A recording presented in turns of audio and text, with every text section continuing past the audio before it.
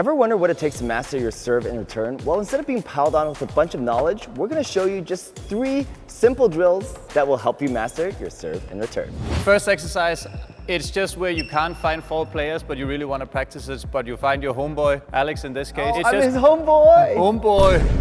We have this service receiving as we've shown in the previous videos. Now we're just going to go into this about like dribble at the net after, meaning that either Aylex serve or I serve, and we're going to keep the receiving either short or body one. So I feel confident after service to come in and catch something, and then we're just going to dribble.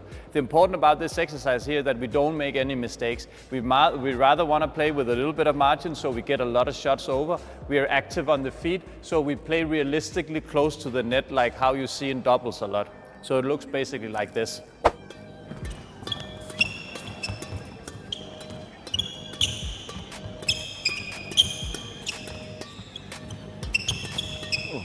That was pretty good. You're so much faster than me.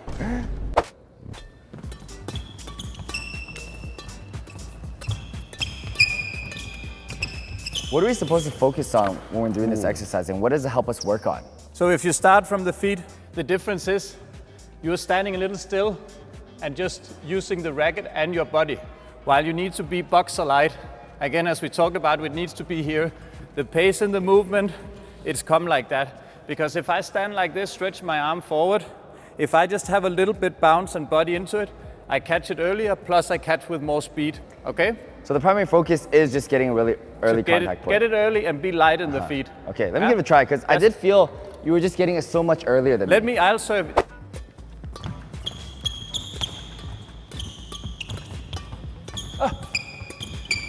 Sorry. Now he's using full court. Now it's good. Much better in the feet, yeah? You can see the difference, yeah? It's huge difference. I just need to not be lazy. This is really just standards. I need to raise my standards to what you want. But it also shows that if you just adjust the small details, and then just like have that a little bit movement into the shuttle, it changes everything. Right. So that was our one-on-one exercises with homeboy Aylex. Now, what happens when you do have 2 people? You can practice a little bit more realistic, like doubles, right? Yes. Okay. Yeah. Let's see what that looks like. So now we're gonna practice 2 versus 2, match realistic. We're gonna play the first 6 to 8 shots while I'm serving all the time. So we can mix it up. So let's like either you do a timing or a number of service. Like in this case, we'll just say, I'll serve the 5 first time. Doesn't matter if we win or lose the points. I'll just repeat. And if I feel like, I didn't do a good short serve in the even side, I can repeat that also. So it's not so important. What is important is that you try and convert and you see if you can score within the first 6 to 8 strokes. Right. The only restriction in this exercise is that whoever's receiving, they have to tell what return they're gonna do. So if I'm gonna serve to Suraj, he would say to begin, hey, I'm gonna push on Aylex, or he's gonna challenge me at the net. From there, it's free. Okay, so we have that knowledge where the return is coming. Now we have to counter that with doing some sort of tactical stuff. Wow, that's actually so much intention training we never do. Yes. Okay. Okay, let's try.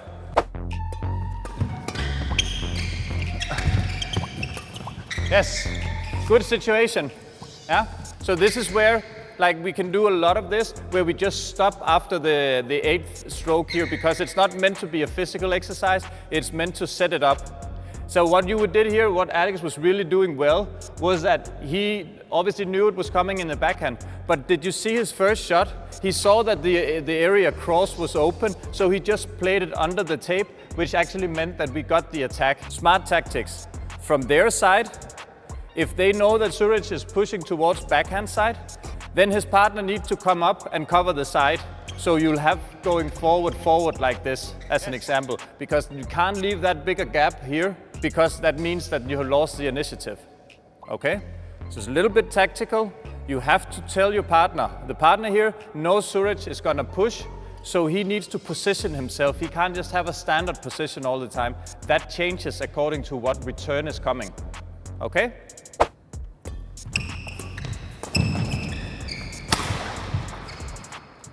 So they lost their attack on so early. Yeah. Wow. So their job is also to get the attack, right? Yes, their job is to, like what the difference is now, that we have planned it a little bit better and are aware. What they're doing now, they're telling the shot, but they're not ready for the fourth shot. Like we have done winner shots on the last two. So when you are receiving, it's very, very important that you have a plan of what the opponents are potentially do so you can support each other. Okay? We're gonna show that in a second. But for now, just focus on the service.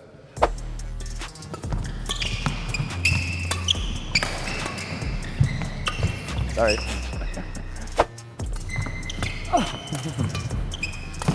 But one thing that's super important here is just the level of intention is so much higher. Yeah.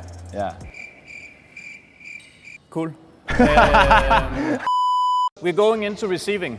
And here, as we would call it, 2 and 4. So 2 is the second shot after, that's why it's 2. And then I'm gonna like focus on the fourth shot also. We know the fourth shot is either going to be for me or Alex, or it's like not gonna happen because we won the rally. What I can do is, I can ask Alex to position himself according to what return I'm gonna do.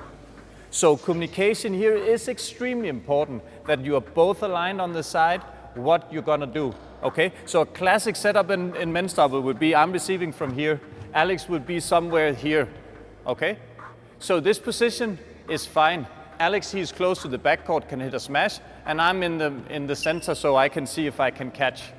But as we saw in the receiving videos, if I'm gonna push either body or towards the corner, it's gonna be very difficult for them to play a long shot, but it's gonna be very easy for them just to block in the other side. So if I give Alex the cue of either body shot or push towards the corner, his position here doesn't make any sense, because chances are there's an 80 or 90% chance that the next shot is gonna be either there or a block, which means that Alex, he's gonna do what? Cover here more. Yes, you're gonna stand here. Your starting position would be here, so you're ready and can come in and be active. So it's okay for your partner to change position. There's no rules, there's nothing that you can't move, so it's just up to be creative how you're gonna set up your opponents. So sit down and plan this. Some of the standard things we're gonna show you. If you enjoyed watching these videos so far, all we ask is for you to like, comment, subscribe, and also share these videos with your friends so that we can do better and make more videos like this for you. Perfect. I was ready. I'm gonna push body. So wait, what are you gonna do, Alex? So I'm not clear what you're, okay, let's communicate better. Push body. What does push body mean? Center body. Yeah. So if he's gonna push body, I assume he's going to block more usually. Yes, so that means that if I'm doing that, then I would say I'm push body and cover my own side, which means that in case he can get it high over me, I will push and I will sit and cover this side, while Alex is gonna cover the other side. Like how if I'm gonna block it, I'm gonna wanna come in like this, where Alex is on the backcourt and me on the net. Okay?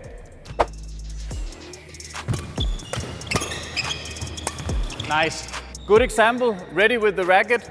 We have an advantage here because it's very difficult for them to do anything else. We can push forward and get the initiative.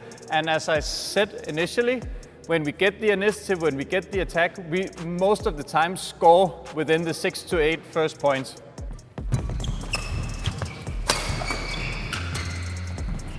But again, we're getting the attack. Yes, we're setting it up. We're not winning all attacking points, but most of them we're winning.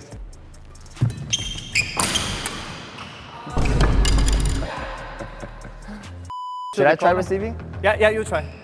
I'm gonna net, but it might go into your face, okay? Perfect, exactly. Okay, I'm going to push back center. Wow, Nice. Great examples. It feels like I'm playing real doubles. I don't know what I was doing before. So, but there's so much to gain from this about having an understanding of your opponent, because too many players, the players in the top, they know each other so well that's why they're in the top. They know exactly what the partner is going to do in each situation and then plan from there. So badminton is a lot like chess. You can actually try and predict what your opponent is going to do, and especially doubles. And there's so many points to get. And I see so many players without no plan, just playing and hope, like they're actually playing singles on a doubles court. They don't like looking for to set up their partner. They're not looking at what their opponents are doing. They're just choosing any random stroke. And if you see the top doubles, there is a plan in how they receive, there's a plan on how they return, there's a plan on how they play third shot and fourth shot. So now let's move on to our last drill. Yes, now we're gonna put even more pressure on the receiving end, which is Alex and I. So we have added a third player. So it's 3 versus 2. I'm gonna tell them where I'm gonna receive. With adding another player, they should be able to put even more pressure on us and get us in the defense. And we wanna see if we can plan and lure them in to playing exactly where we want them to play the third shot. So the 3-sider serving, again, I'm gonna call what return is there. The plan is the same. We wanna see if we can kill it within the first 6 to 8 strokes. Oh shit. Yeah, good, nice. That was just a problem because I'm not used to playing with a left-handed person. No, right? but my returning was too slow. What you saw here, the service was really good. So my receiving went up like that. So it was too easy for them just to come in and play that quick poke shot where it went down. So it was difficult for you to do anything. So that was not on you. Okay. It was on me. Okay, half distance here.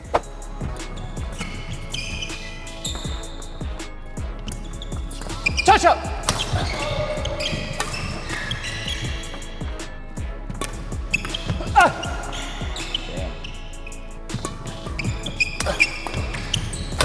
Yeah, nice. See, this one, what I really liked you doing here was first you were ready for it. It came with okay quality, but you were still just managing to play it straight out on the single line, which made it difficult for him to do on the next one. Plus you were in perfect balance for the next one and you went in for the kill. So it's a perfect example of not overdoing things, keep it quick and simple, and then be in position for the next one. Before I give the receiving a try, how are we supposed to communicate with each other when we're receiving? Or it's done before we get on court? No, every point you tell it. You talk to your partner every point? That's why if you see any top player, they would always do like turn around and whisper something to the partner. The advantage being Danish is that no one in the world understands Danish. It's too small, so we can just talk out loud. Disadvantage being English, you can't do that. And it's probably also Chinese, so you can't do that, but you whisper it. So you give a call. Every time give a call, whisper it to your partner. Brush here. Yeah.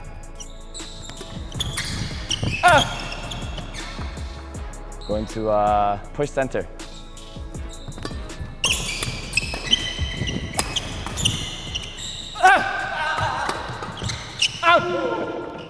My biggest takeaway from this is just the amount of intention and communication.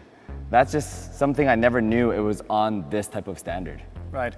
This about like people be creative, this about planning stuff, you can actually sit and do that a lot outside the court because it's so crucial, and you can also feel how it totally changes the game. You're committed to a plan, and I'm okay with you making a mistake if we're committed to the plan, because that's where we want to set up. We want to be smarter, we want to outsmart our opponents by luring them, tricking them in to getting the shots in that we would like. And then it's just a few examples that I have shown you how what I did when we were playing, but you can just sit home, try and draw patterns on a block where to move what and do what. So like use your imagination, try and set these up and trial and error, try it at practice, do this, and then whatever works best, you can implement that in your game plan, and that will give you a huge advantage in double. So really try and be like creative in terms of how to master, especially 2 and 4. If you're not world #1 by now, it's not our fault, it's your fault. You gotta watch this video and the ones coming soon. So make sure to like, comment, subscribe, and also check out Mathias' channel over here.